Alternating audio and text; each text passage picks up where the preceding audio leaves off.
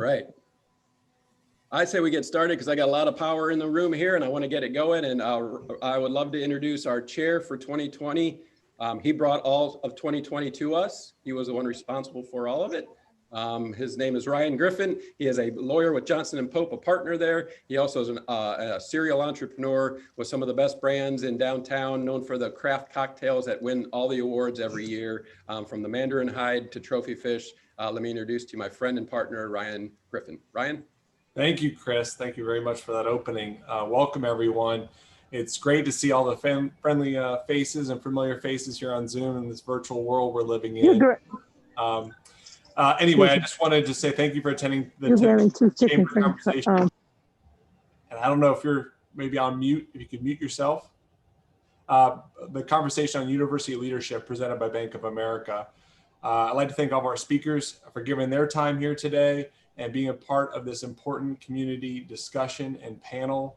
I believe it's also the first time that the four speakers have been together on a discussion like this, so that's very exciting. With that said, I'm equally excited with the opportunity to discuss how we as a city and a community can become the best in education in the world. And I know that may seem like a lofty goal to some, but not to me. That is because I know and I have seen what we can do as a community when we collaborate and put our collective efforts together, and we've accomplished some extraordinary feats, and this is no different. I'm also confident knowing that we have the best in leadership in this education arena in our area and on this call with us today, and you'll hear from them shortly. We will present those speakers and also provide a question and answer session. So if you want to enter a question in the chat function down below, please make sure you do that, and we'll have our speakers address those questions during that portion of the segment.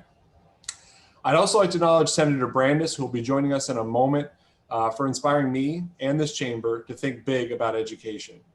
Before COVID-19, which sounds like an eternity ago, Senator Brandes shared his idea with me for St. Pete becoming an arts and education city, a title that no other city has attempted to claim.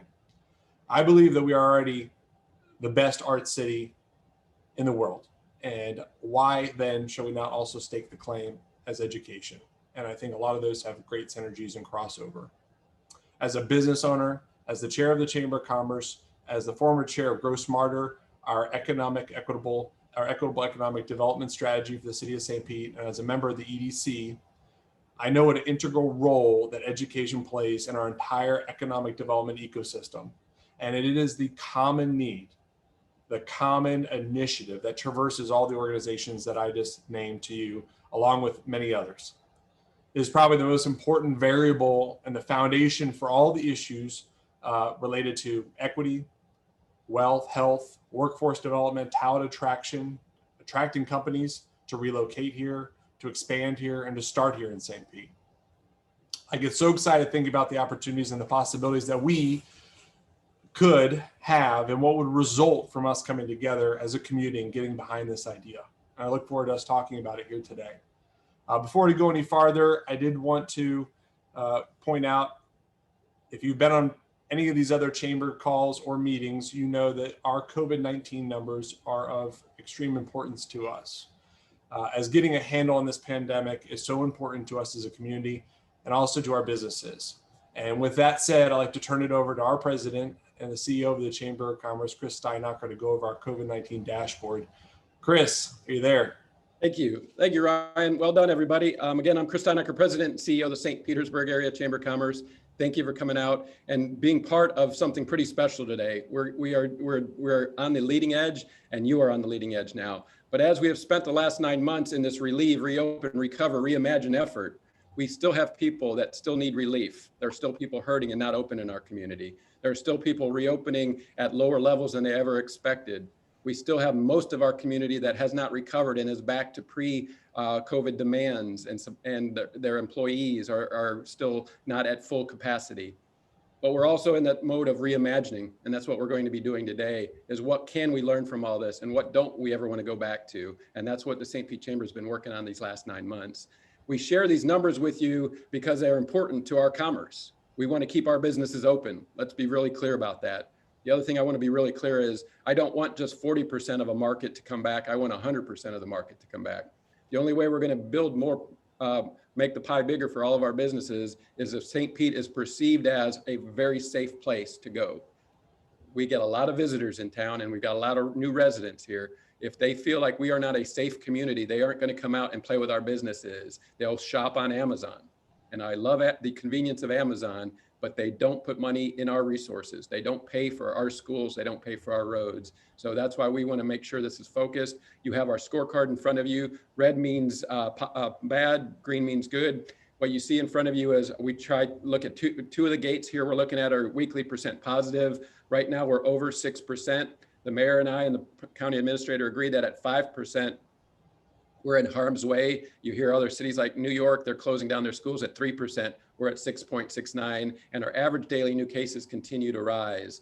You can also see our unemployment numbers, and that's why we're working on all this, is because until all those people come back to work, we're not done yet. We need people to continue to go to work, and some of them are actually getting retrained right now through our Grow Smarter scholarships. But we have some work to do on that. Okay, and if you're, so let me go to the next slide. If you see now, this is just the average new cases. So it's hard in the media to understand where we are in this community as far as how bad is it. So I use this slide as just to say, it's not as bad as it was back in July, middle of July when it was at the high point. But to me, I'm no mathematician, and I didn't get a math degree from any of these fancy universities, but this looks like it's going straight back up. So, and that's what everybody is fearful of. That's a lot of new cases, and we're just monitoring those as well. So we want to make sure when you look at just that percent positive, so when you try to hear that South and North Dakota are at 30% and Iowa City is at that number, what are we at? You can see that we're literally around right now, we've been playing a little over 6% of our positive, and we had a high point of about 13%. So we're nowhere near that, and I attribute that to the mayor and the county administrators' mask ordinance. Those states and areas that have not had a mask ordinance are in those 20, 30, 40 numbers. Those cities and states that have some form of mask ordinance are seeing these numbers, but they're all going the same way. The other part of this that I would show you is that what I've circled in red here in the middle of it, you see our percent positives on a daily basis that we track. Again, we're over 6% yesterday. But what's most concerning is this tick up right here. This is where we're tracking how many people are coming to our emergency rooms or clinics to say that, hey, I feel like I might have a flu or COVID. So those are what we call our early pipeline folks. And you see that spike, it started on November 1st. And we usually see about 8 to 10 days later, the spikes, and 8 days later to the number, we saw that 9% spike. So you watch this, and until this number goes down, these numbers just can't go down because that's the pipeline of people. So right now, I say we're still heading in for more of the positiveness of it.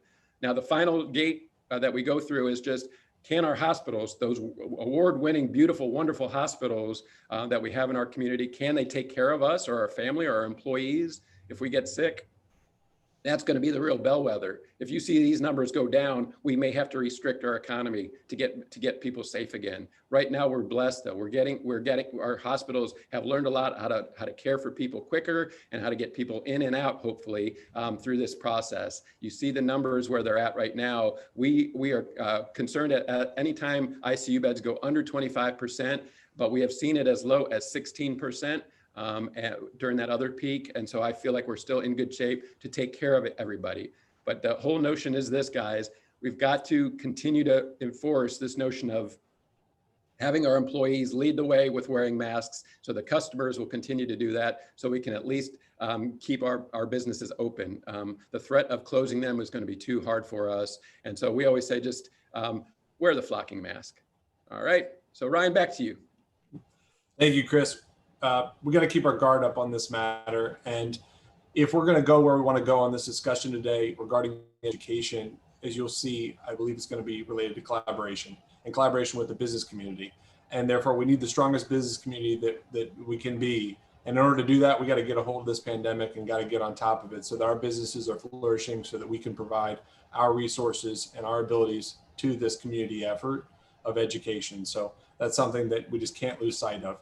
Lastly, and definitely not least, I'd like to thank Bank of America, our presenting sponsor here today, also a trustee of the Chamber, and Michael Esposito of Bank of America, our board member, who's here with us today, for their unwavering support of the Chamber, this topic, and this event.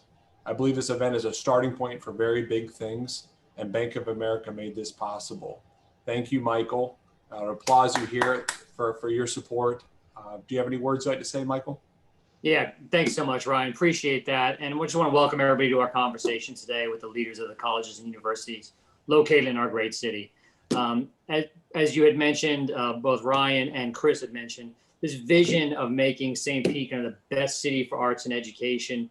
When he brought the story to me and he asked if we would partner to help make the conversation possible today, immediately said yes, knowing the impact that higher education can have in our community. At the bank, we've been very committed to building vibrant communities and creating economic opportunity for all. And we believe that strong higher education is really key to that. And in St. Pete, as you're going to hear, we're very rich in educational assets, as evidenced by the great panel. And from this, higher education institutions bring talent to our community, not just in the students that we bring, as a significant employer for talented professionals. So I feel that our business community really has to partner and build bridges with these institutions to work to drive economic growth across the board and really create a much healthier community. So with that, again, thanks to all the leaders for being here, some for the first time all together. Appreciate all of their what they'll share and their perspectives. And with that, Ryan, I'll turn it back to you. Thank you, Michael. All right, without further ado, Chris, would you do the honors of introducing our esteemed panel? Absolutely. Thank you, Ryan, and thank you, Michael, and thank you for Bank of America's support. And I see Bill Gady on the line, or at least he was. So Bill was our past chair. Bill, welcome, and I'm glad to see you here again as well. So what we're going to do is you're going to hear from each one of our guests for about 5 to 7 minutes. They're going to lay out just who they are and a little bit of their vision. And then while they're talking, what I want you to be inspired to is take some notes. If you have a question, would you add it to our chat? We're going to be monitoring our chat for questions.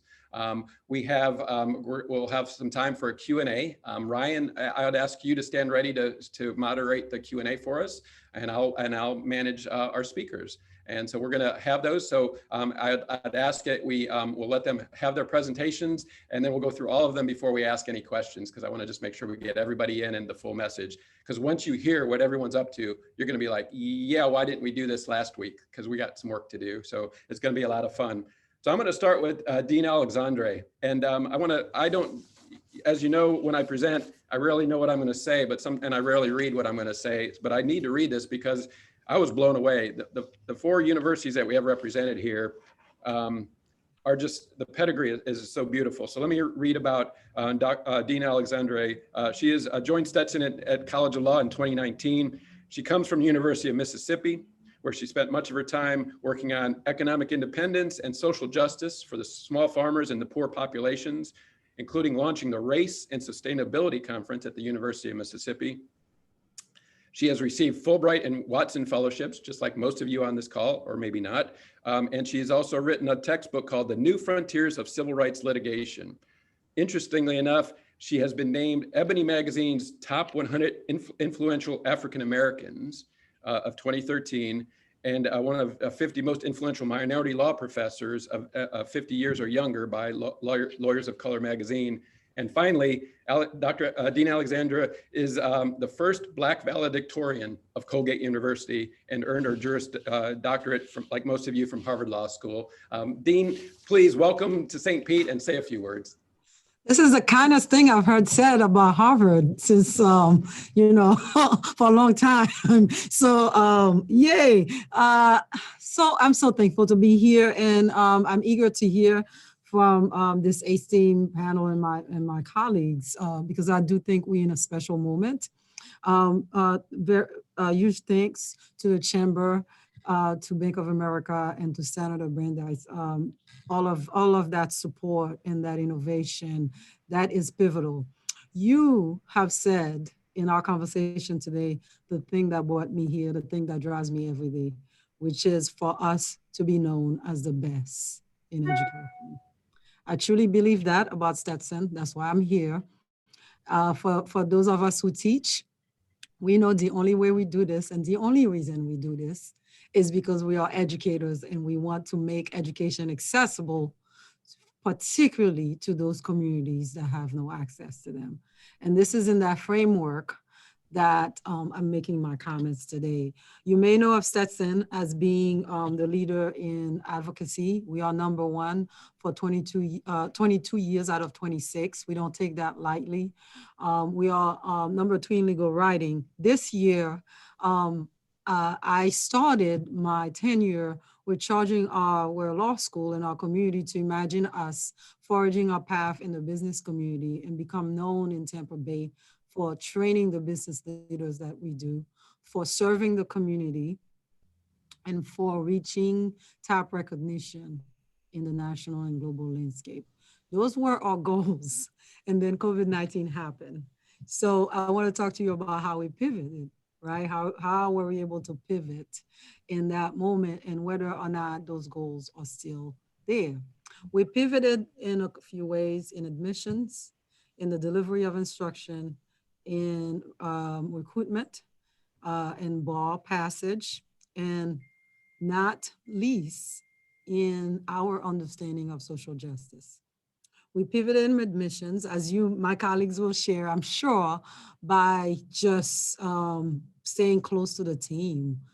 I have gained so much appreciation, right, especially as a new member of the community, for the talent that we have here in the Tampa Bay community, particularly in St. Pete. We are unusually talented. We have grit and we're nimble. So because we have all those things, I'm thankful to our team for being able to switch all of the recruitment to virtual and to delivering the high touch, leading to the largest class that we've had in 10 years. So that then leads me to the delivery of instruction. As you know, that is a conversation that is detailed with our faculty, et cetera. And we were able, with health measures, and thank you for highlighting the importance of safety for us, particularly for education. We were able to bring testing, and I know our partners in USF are doing the same thing, and at St. Pete College, every week to our students. And thanks to that, we are completing exams right now with having 75% of our first year law school class in person and 50% of the remainder hybrid across the curriculum. And remote for the small portion that decided to do that. Our law students decided and told us very loudly that the business value for them of legal education was primarily in person. And we had to collaborate as a group to really match that educational value. And I'm thankful to the faculty and staff for prioritizing that with health and safety measures. You may have heard about the recruitment and the bar exam in the news. One of the ways that allowed us to pivot was through collaboration across Florida. And we were able to have in-depth discussion with the bar examiners about the safety and the educational quality of the bar exam, leading to a remote bar exam. I'm happy to report that we have now a new business law concentration that matches our goal of comprehensive advocacy, and that has already attracted a substantial number of law students. We also reached our goal inch by inch of making a name for ourselves as top law school by improving our metrics this year. We improved our GPA by 0.14 points in this new incoming class, despite its large size, in having a 344, 347 GPA marker. And we are at the top of our performance in LSAT, then shooting for the next stage next year. Our goals are even more ambitious. And lastly, like all of us, we had to contend with the national landscape. And we had to ask ourselves hard questions. What are we doing to further social justice in our community? We've partnered with Alfie St. Pete to create pipeline programs. We are kicking one off this summer, and we are going into a few of the St. Pete high schools with Alfie St. Pete as a pilot program. We partnered with our dear colleagues at USF to create a comprehensive 3+3, 3+4 recruitment program, and we will be hands-on trying to identify talents. Our goal is to identify talents in uncharted territories so that to bring values. And I love that you want us to take on K to 12, and we are open for further collaborations. Thank you very much. That was awesome. I appreciate that. I think you were born to be here in St. Pete. You are meant to be here. We have made so much progress on these fronts that you have as well. I can't wait till we get to play together on making that happen. For those who don't know, how many students graduate on an annual basis at your university? 300. 300. Every year. Yep. Yes. So you'll hear our Senator Brandes talk, but Senator Brandes was also very successful in this last year, although it was vetoed because of budget concerns, for a district court of appeals coming to St. Petersburg. So we're going to need a lot more lawyers in St. Pete. So I want you to just keep busy, and I love that notion that you're wanting to get bigger and better, because we're going to need more of it, because we're about to explode on that part of it as well. So thank you for being here.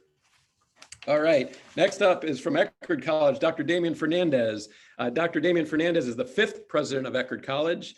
He was born in Cuba, but raised in Puerto Rico. He's also widely published, the author of a book called Cuba and the Politics of Passion. Just like you and I, he's a National Science Foundation grant recipient, and he has spent his time implementing programs that increase diversity, ensure equity, and promote inclusion and access. He comes to us with a lot of passion of this community. I think he's in the most wonderful campus, even though St. Pete campus is a pretty campus, and Stetson is, with that beautiful historic, and all the wonderful campuses of St. Pete College. So I'm not trying to upset any of you, but if you've ever been to Eckerd College, you want to go right back to school. You want to start it again. You want to take your shoes off like all those students do, walk around and just have some fun. President Dr. Damián Fernández, welcome, and please say a few words to this group. Thank you so much, Chris. And full disclosure, I did not pay him to say anything so nice about our campus, but I think it is all true. I want to extend my appreciation for organizing this essential conversation around the role of education in social mobility and smart growth and inclusive excellence for the city. Education is the only way to address the many issues that challenge our nation at this time. And I am blessed to be able to collaborate and to contribute for social impact. I also want to say that I have had a crush on Eckerd College in St. Petersburg since I was in high school. And now I married the college of my dream, and it's going to be a happy marriage. This is a special place since its founding 60 years ago. It's a private institution with a public purpose. And precisely by looking at the history of Eckerd is where we're going to move forward. This was a place founded on values, founded on a commitment to impact, and founded with the mandate to reimagine higher education for those times and now for our times. This is a place that teaches students to consider timeless questions around the human condition, but also timely questions about the present. We're going to marry the liberal arts tradition with an experiential approach to action and impact. So I've spent the past 4.5 months since I joined Eckerd talking to over 2,000 alumni, students, faculty, administrators, and friends of the institution. And together we have forged 4 pillars that will guide our strategic plan. And it's been inspiring to me to see that our 4 pillars are aligned with the work of the chamber and the work of my colleagues, who I hope to get to know better and to collaborate for social good. So our first pillar is the notion of innovation in the liberal arts and sciences for our time. And by innovation, we mean new interdisciplinary programs combining science, with the humanities and the arts, because frankly, science alone will not save us. We need to illuminate science with ethics and with values and with a common good. We will be the first college to create the notion of minoring in a problem. Students can major in a field, but they can minor in a problem that they determine, and that they will put together a number of courses to respond to that problem. We will continue our commitment to global education, but rethinking it for impact in the process. Second pillar, the city as a classroom and the campus as a laboratory. Our location provides us two edges, the water's edge and the urban edge. And for the longest time, Eckerd has been open to the water's edge. Our marine science and our environmental studies program are internationally renowned. But now we will be open to the urban edge, to South St. Petersburg. We will not be a resort, a gated community anymore. We will be engaging and we'll be establishing a St. Petersburg Center for engaged citizenship and social impact, which will house our partnerships, our service learning, our minoring in a problem initiatives, and will be a place where big ideas will be discussed, we will convene, we will invite, and we will engage in thinking big ideas, including the role of education in social mobility and equity. We will see this campus as a place where these two edges, the urban and the water's edge, meet, and we will establish pilot projects which we will share with our community. Third pillar of our strategic direction is proactive, inclusive excellence. Like you and my fellow panelists, we are committed to inclusion and to access. The college has already started to map out a diversity action plan. And this is a place where we need to not only recruit students of color and faculty of color, but we also want to generate the scientists and the arts and humanities scholars of the future through pipeline creation. Fourth pillar is a sustainable future, pursuing resilience. We will be a model of a resilient and environmentally sensitive campus. It's not only a moral commitment, but it's also a survival for a campus that has basically 180 acres, waterfront. The rising sea levels present a challenge for us, and we will commit to thickening our shoreline, to having oyster beds that will provide a living buffer. We will lead the way in water quality filtration system, and we will share what we learn with our community. So this is really about partnership. This is a moment of engagement, and I'm delighted that we can get where we want to go together. So thank you again for the opportunity to share some of our strategic thoughts.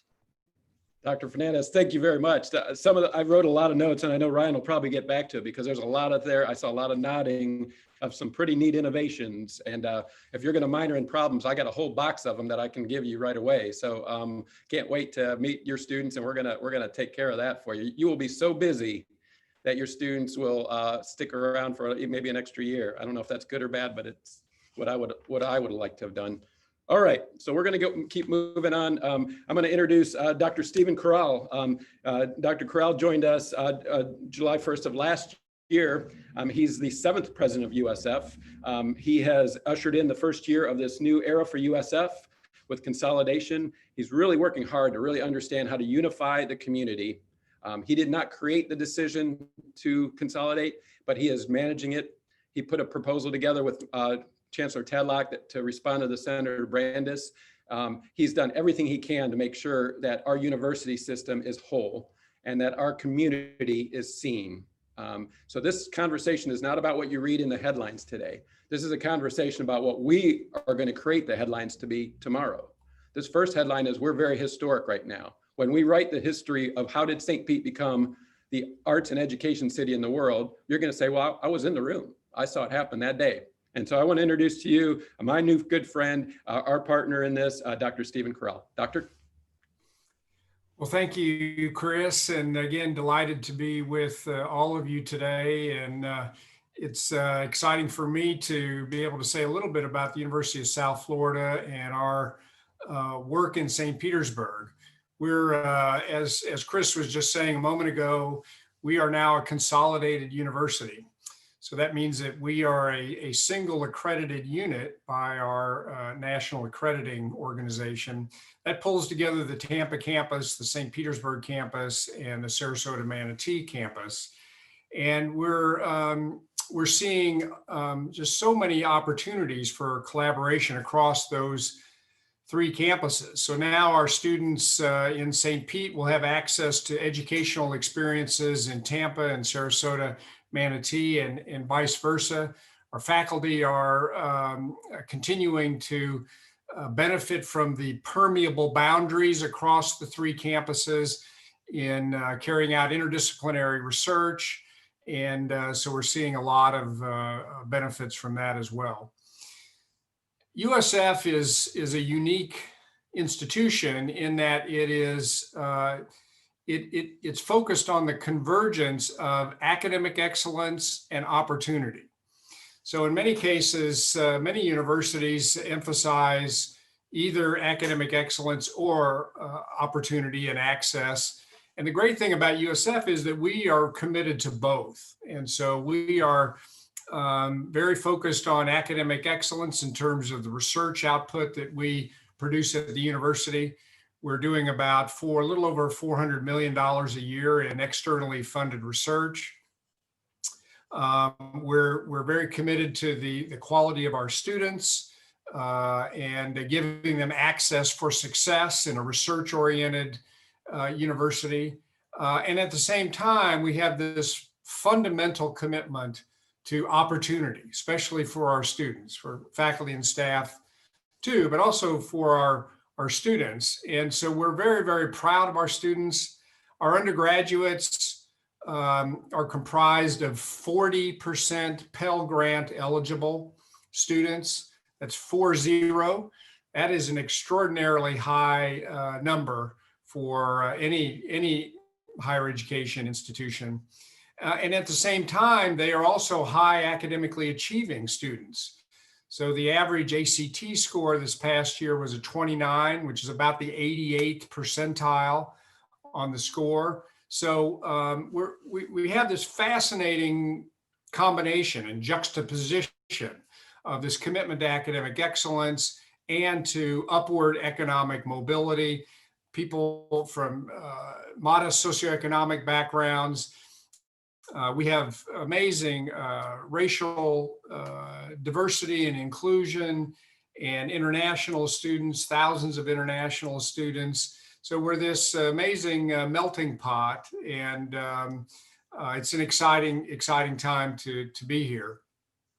So Chris mentioned a moment ago, and I referred earlier in my introductory remarks about our vision for St. Pete. So for many years now, we've been building this vision, and Regional Chancellor Tadlock and his colleagues there in St. Pete have been building on this. And so in the last few weeks, we've been accelerating these ideas and been in discussions with governmental officials like Senator Brandis. And we now have come out with a vision for these clusters, these industry and academic clusters where there are great synergies in St. Petersburg. And of course, the most obvious one is around environmental and marine sciences. We have this amazing College of Marine Sciences there in St. Pete. And so what we want to do is build around that hub and build a constellation of academic programs as described by our new Dean of the College of Marine Sciences, Tom Frazier, who happens to be the Chief Scientific Officer for the state of Florida. So we just recently hired Tom, and we're really thrilled about him being a part of our community.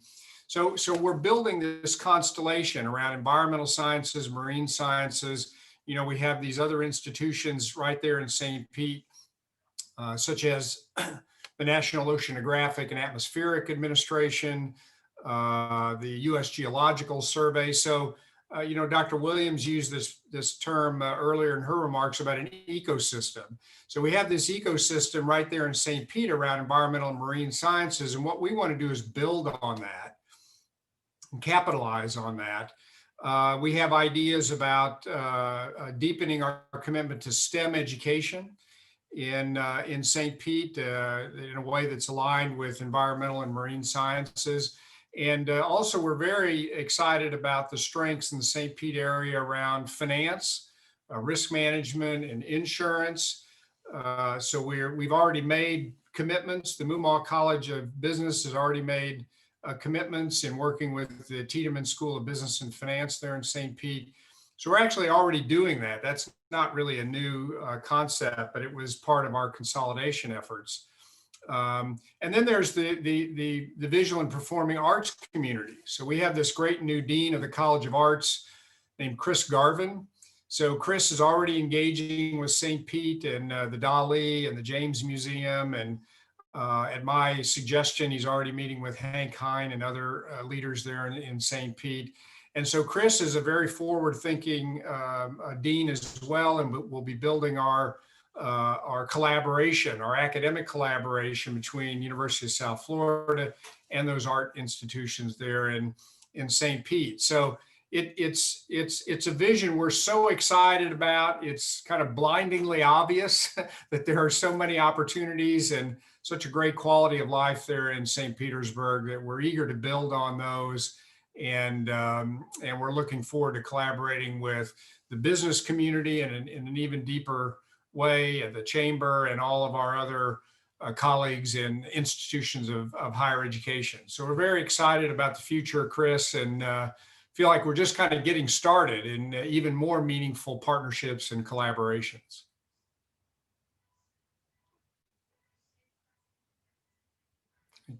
Welcome aboard, Dr. Currall. We appreciate it. We're excited. We really are. I'm going to do everything I can to make sure that all those visions for those 5 clusters come true using our business community. Count on us.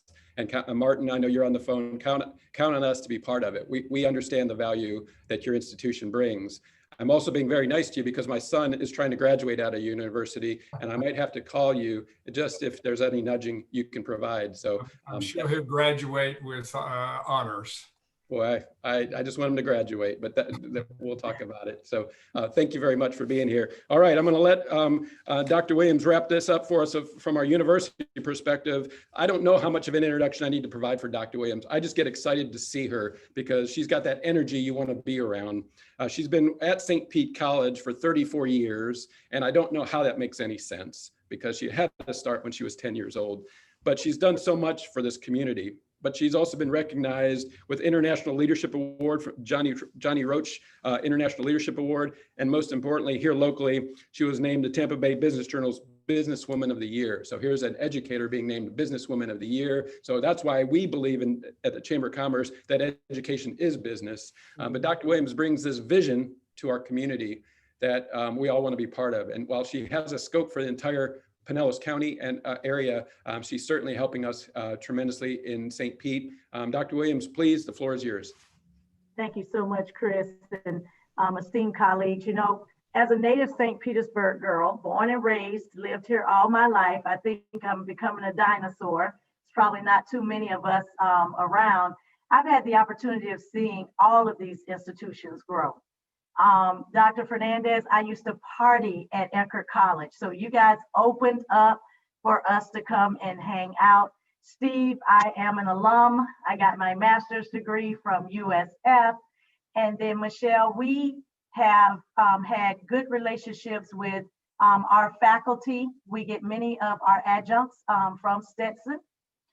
Dean Demers continues to be a critical player at Stetson. And so just very, very proud to be associated, involved, and affiliated with all of the institutions. You know, COVID has caused all of our schools to make a major pivot. And you hear the word pivot all the time. But in higher ed, in order for us to keep up, we have to pivot whether COVID was there or not. This is something that we are familiar with all too much. But you know, for SPC, we have focused on 3 pillars: academic excellence, as Dr. Currall talked about. And for us, academic excellence might be a little bit different because our doors are open. We have an open door policy. So if you have a GED or high school diploma and warm blood in your veins, you're accepted. And so academic excellence in the lift there is a lot different and a little bit more challenging than it may be at other institutions. 60% of our students receive financial aid and 70% of them are working. And so it takes them an awful long time to finish because they are parents and taking care of grandparents, etc. Academic excellence to us also means that our faculty are equipped to teach students what they need to get a job. So being connected to workforce is very important to us.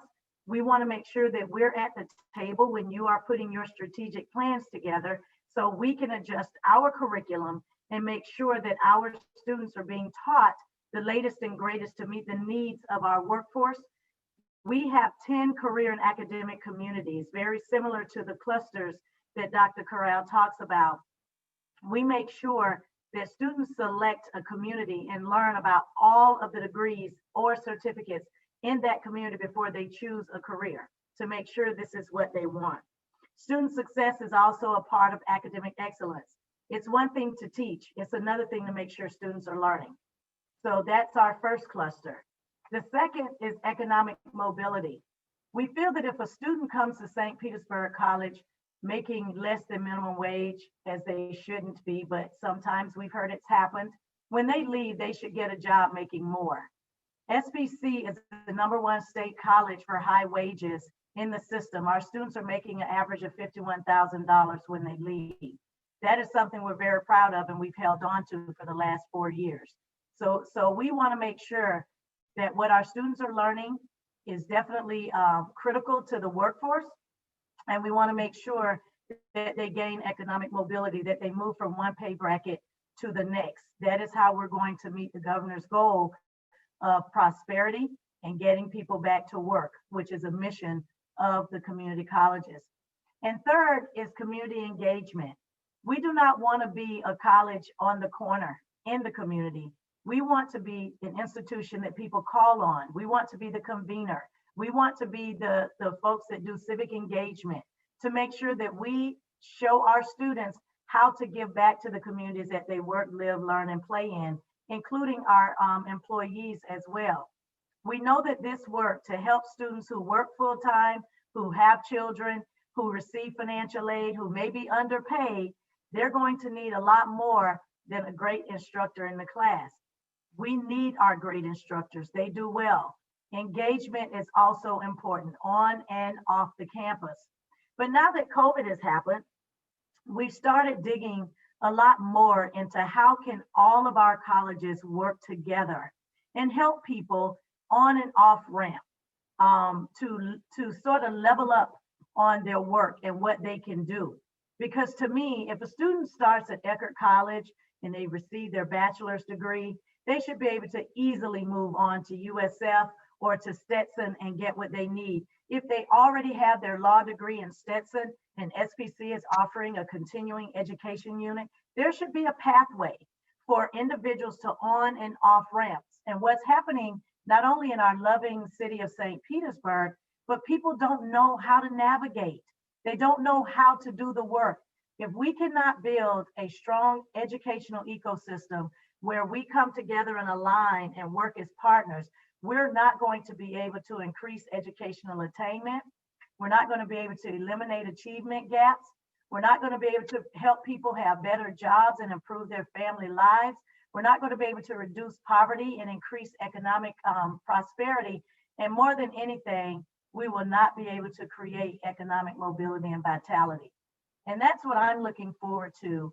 The colleges coming together, including Panelists Technical College, to make sure that we have good and strong on and off ramps for people to upskill, reskill, and change their lives. That's it. All right, that's awesome. Thank you very much. I was taking so many notes of just the amount of things we're gonna do together. I hope you heard some common themes throughout this. But Dr. Williams, before I lose you, I just want to say thank you again, and also for some of the other resources you provide our community. You talked about that third one about the community. Your collaborative labs is hosting us tomorrow for what we call our Grow Smarter Summit.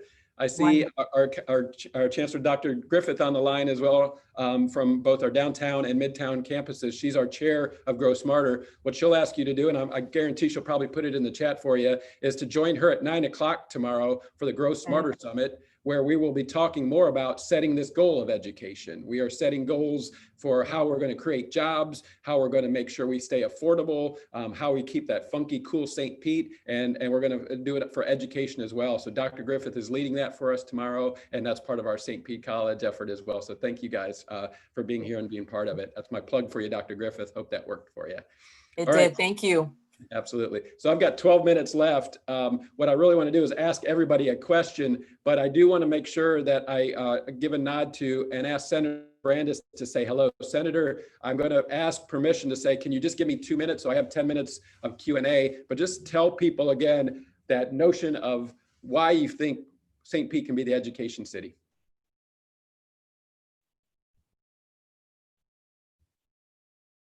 Yeah. I think the word of the year is unmute. I think St. Petersburg really to grow from where it is today and to continue to thrive and attract great employers has to create an education culture. We have to commit ourselves to becoming an education city. The goal of higher education should not just be that somebody leaves with a degree. If they just leave with a degree, I feel like we've got to the red zone, but we haven't gotten a touchdown. The goal should be an education and a job, right? It is the job at the end, the ability to be employable at the end is ultimately what we should be focused in on. But in order to get there, we can't just start at higher ed. We have to start throughout the community. It has to start in the K-12 system. And what business leaders are telling me is that we need to upgrade our K-12 system. That means we need to provide more choice, more opportunities in our community. That means we've got to work with our education institutions, our higher ed institutions, to get them down into the K-12 space, investing in that in a much more meaningful way than we've traditionally seen. We've got to be able to imagine a community of lifelong learning, where our higher education institutions and our K-12 institutions are providing incredible opportunities for anybody who comes to the community to participate in the education world. And really, there shouldn't be this line of campus. The campus should be the community. We should invest in our summer programming that the city puts on. That should be a signature piece of what St. Petersburg offers. And so to me, the real vision is working with the chamber to create not just the vision for each one of these universities. Each one of these universities is going to have its vision document, but the St. Petersburg Chamber needs a vision for how it's going to accelerate and utilize each one of these unique universities, these unique colleges, to better enhance the business community and to supplement that in the K-12 space so that we consider the whole community the campus. That's all right. That's beautiful, Senator. I appreciate it. And that sets the tone for what and I'm going to hand it off to Ryan, but Ryan, if you don't mind me posing the first question for everybody here is, I just want my 4 university folks to just respond to Senator Fernández. Can you guys take that challenge for us? Do you see that as a worthy goal for your community? Can we commit today that a chamber and all of our universities are going to go for that goal? Yes. Well, I'll start, Chris, if you like. Yes, we can. We are committed. We are enthusiastic about working with Senator Fernández and you, Chris, and the chamber to really make higher education an engine of economic prosperity and upward economic mobility in the St. Pete region and in all of Tampa Bay. So we are fully committed to that. Thank you. Dr. Williams. Say absolutely. This is right down our alley. It meets, it fits all the boxes. And I would say that we would definitely need to possibly consider the school district leadership, especially with the technical college, just to make sure that all hands are on deck and that we're all involved. Senator Brandis is spot on, spot on. That's a good connect. We don't have everybody in the boat just yet. So we're not pushing off today till we get everybody in, but we are going to push off once we get that going. So thank you for that. Dr. Fernández? Absolutely. I echo my colleagues' enthusiasm for this proposal. And I remind the chamber members that at Eckerd, we have the executive and continuing education program that is responsive, nimble, and has flagship programs available to our community. Thank you. And I'm a two-time graduate of the LDI program, so I really do. It changed my life, and I mean that. If you've not gone through that program, please do. And finally, Dean Alexandre. Thank you, Senator Brandis. Yes, we are wanting to take up that challenge. There is one connecting thread with all of us, which is that we are kicking off a environmental law clinic. For us, the community is the classroom. So that means with all of my colleagues here who are doing environmental law, we can collaborate already by bringing community members and the research and exchange it with one another. And second, I remind everyone that we're not only lawyers, we're educators and we do critical thinking. And with the pipeline programs that we are piloting, the key feature is sending our professors to K-12 classrooms. So we are available. And that's part of the message that I have. We available, we ready, and take advantage. We eager to collaborate.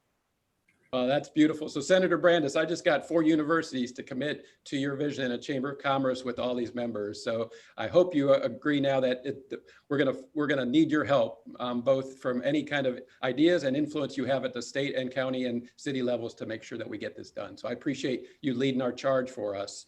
So thank you for that, Senator. Also want to note a couple quick things before I hand it off to Ryan is we're in good stead to do this as a Chamber of Commerce. Coming after Ryan Griffin as our chair, our incoming chair is Sri Sundaram, the Dean of the Kate Tiedemann School of Business. So we are leading from the top. So that's why we're taking this seriously. So our dean will be our chair, and I'll make sure he's at every meeting, making sure this happens for all of us. So I'm really excited for that as well. And then finally, I'm going to ask Matt to put his email address back in the chat. I want you, if you are inspired today, to join us on this journey and you want to be part of this commitment that we're making today for each other, please email Matt. We're going to reconvene those who've committed to it because the senator and others have put together some ideas of really what we need to take on first. I want to start taking it on and I'm going to need some help. So Matt, Matt's put his email in there. If you all can just send him an email, you'll be included in any further conversations to make sure we get this done. Ryan, I've given you 5 minutes to have any more questions or fun you want to have, actually 4 minutes. So please, the floor is yours. And thank you all very much. I'm moving quick. And as Dr. Williams, I'm the same born and raised here. And so to each one of you, I spent all my my summers at camps on Eckerd's beautiful campus and took classes at SBC. And although I went to University of Florida undergrad, I'm a JD MBA from Stetson. And my brother and sister both graduated from USF, undergrad and grad school. So it's definitely, you guys are a community and strong to my family and the roots around here. So thank you. Next question, collaboration, as we've talked about, is such a key ingredient for the chamber and its partners. And I think you guys touched on a couple things, but what opportunities are there for universities and colleges to work together to collaborate, to make exponential strides on education in our community? And to do this, what would you need from the chamber and the business community? And I open it up to the floor.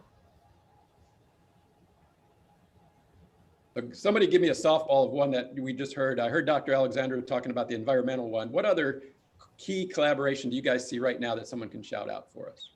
I think from the college's standpoint, especially because SBC does a lot of workforce training, you could help us by connecting us with the new businesses coming in to make sure that we can develop the curriculum needed so that the graduates will be prepared, whether it's a short-term certificate, which we have hundreds of, or it's a degree. I think that the chamber can be very helpful there. I think the other piece for me from the chamber, as we look at the Florida chamber and the poverty numbers, I don't know if you looked at them, but we have 5 in St. Petersburg. And SBC is trying to look at how we can address the poverty areas and the underemployment areas of our county.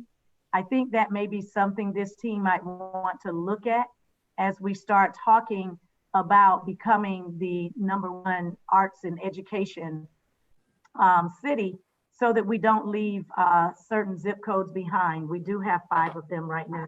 Yeah. That I think That's a great point. You know, that goes back to Senator Brandes' point of, I don't know if the first committee meeting is, do we have the right goal? Is it to be that city, or to be make sure that everybody graduate with an education and a job? Because I really think that's music to my ears with 2 students, one in your campus, Dr. Williams, and one in Dr. Currall. So well, we're going to talk about that, but I really do think that's a great part of it.